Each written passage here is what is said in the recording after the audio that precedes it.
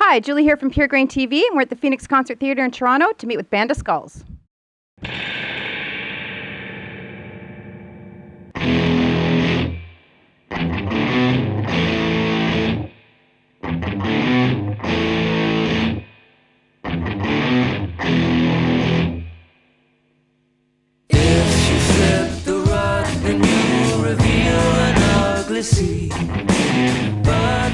Welcome back to Toronto, Emma. It's good to be back. It's been a while. It has been a while, yes. I was wondering, how is the tour going right now? It's going really well. We started out in South by Southwest, the music festival in Texas, so we kind of got dropped in the deep end and straight in. So right. And then the shows so far have been amazing. So. Oh, that's awesome. What do you prefer, the intimate show or the festival setting? I like both. The festival one is like you fly by the seat of your pants a bit. You know, you jump up on stage and you don't really get a sound check, which adds to the adrenaline sometimes. But the small shows are great because you can see the eyeballs of the audience. Right. More intimate. You know. Let's talk about the new album, Sweet Sour. This is an awesome album. It's full of so much going on here in 10 songs. Like your first album, it's very versatile. So how was the songwriting and the recording process different from the first album? I think this time all three of us put a lot more in together in the writing process, definitely. There was a lot more we shared a lot of the roles and we worked together a lot more. The first single, Devil Takes Care of Its Own, it's getting a lot of airplay here in Toronto. Because this album is so diverse and you have so much going on, is it like, do you flip a coin to pick a single? How do you choose between the three of you? Do you agree on what you choose, or? Usually there's a couple of sometimes obvious ones, but then it's hard because maybe a slower track might come across well at a certain point, or it's really hard to pick sometimes. It's nice to have that problem, you know, but I think it's nice to see how people react to it live and to get that kind of response, right, and understand that, and then maybe say, oh, maybe this one would work. But yes. Do you have a lot to do with the video making process as a band?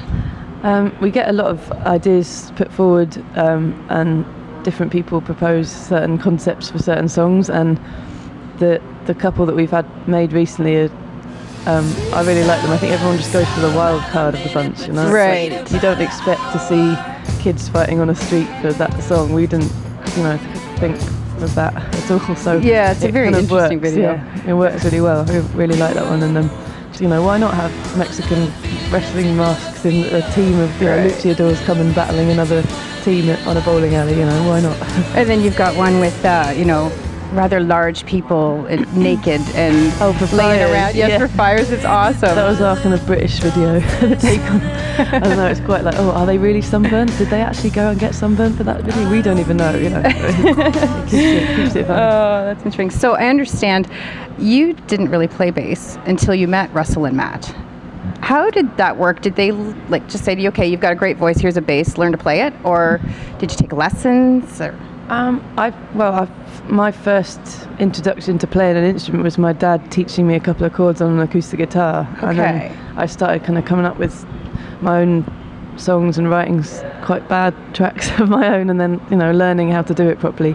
And I was in another band before, just playing rhythm guitar, and then I met Russell at college, and he said, do you want to come and check out, I've got a band with another guy, and come and see what you think, you're into music. So I went and watched them, and they said, do you want to play bass? We've got a gig in a couple of weeks. So I literally was handed a bass guitar and had to learn a bunch of songs and play live in 2 weeks. So that was a good start. Was that nerve-wracking?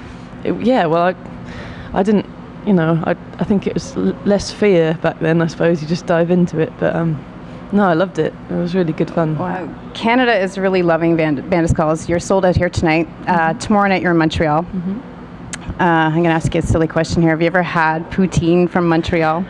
I haven't yet. I keep meaning to. Whenever there's a moment after we play or we're hanging out after the show or whatever, and we've never walked past a good one. Apparently we get told that that's the best spot to have poutine. Right. So hopefully this time round when we're back again, it's our North American cuisine. We really know how to do a French fry very well. I hear here, it's really good. Everyone talks highly of it. Yeah, you have to get it in Montreal, that's for sure. Mm-hmm. I was wondering, do you have any rituals or things that you do, superstitions before a show, after a show?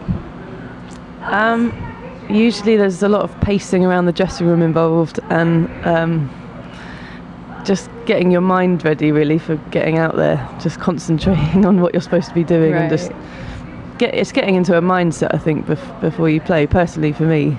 Okay. Rather than just walking out there like, oh cool, it's just another you know, I've got to have that kind of my mind's got to be in a certain place. Right. Yeah. Do you get nervous at all? Yeah, always. Yeah. So every show there's still a different... But it's good. There's a sort of adrenaline thing that kicks in about an hour before, usually for me, and then it's just like, oh, and then just before we walk on is that kind of real nerve-wracking moment, and then when the first song's done, it's like, okay, you feel it, you know, and you get into it. But yeah. Oh, that's awesome. So Matt and Russell aren't here, so woman to woman, what is this like, touring with nothing but men? It's cool. I'd really appreciate having this as a job, full-time, you know. Right. Well, I shouldn't call it a job. It's not really a job, I suppose. But it's an awesome job. It's an amazing job, yeah. So your family's back in Southampton, and how are they taking all of the success? I think they're really proud, you know, for me doing this. There was a kind of period of where, you know, when we went, nothing was really happening. We were writing a lot, but nothing was really going on, like touring-wise or the record being picked up or whatever. And you know, it was like, are you serious about doing this forever? Do you maybe want to consider getting a proper job and earning some proper money? And it was like, well, no, I couldn't imagine not doing this. So right.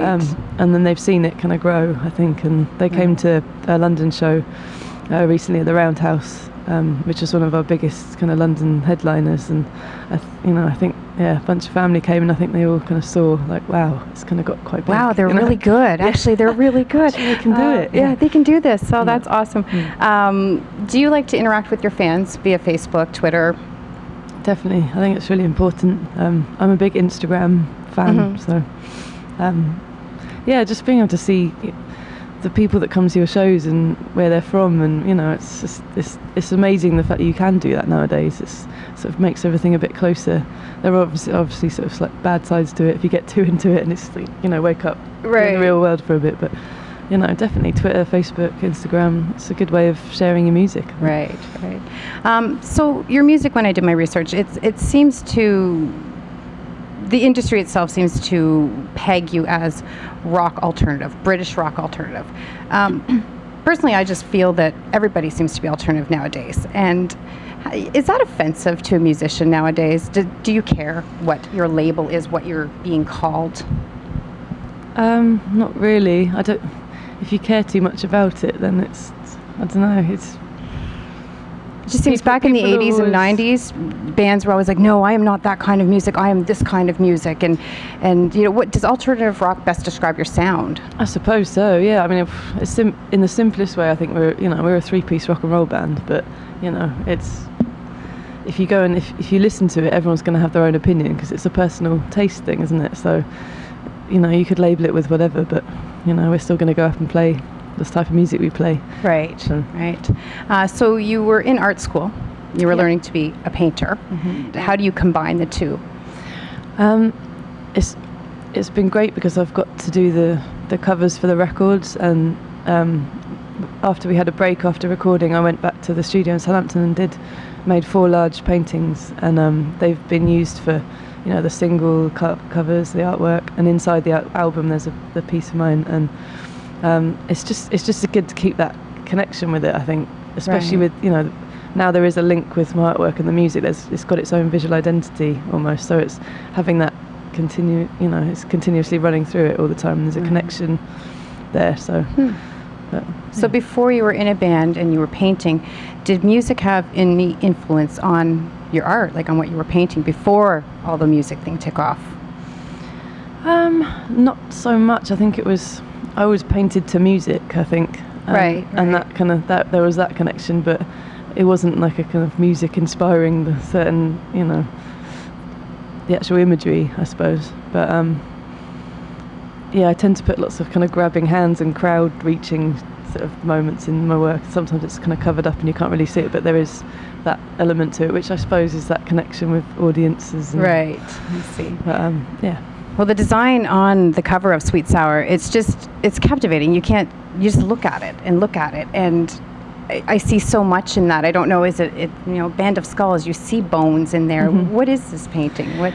The front cover is actually it's a glass sculpture which was inspired by some of my work, which we got two glass artists actually from Canada, from just outside Montreal, and they made a piece of glass sculpture. It looks like a kind of exploding heart, the actual piece, and then they manipulated on the computer at the label with Vincent at the label in Canada, and it kind of, we wanted to have that similar effect as the first record, where it looks a little bit like a Rorschach ink blot test, and you see lots of different things in it, but it's like a 3D glass sculpture version of the the first album cover, really, but just pushing it on a little further. Yeah, it's very, very cool to look at, that's for sure.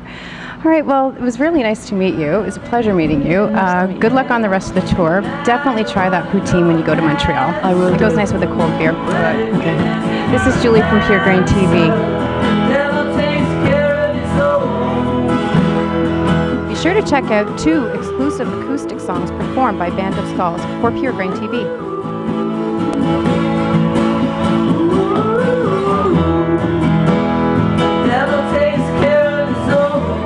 Hey, this is Emma from Band of Skulls, and you're watching Pure Grain TV.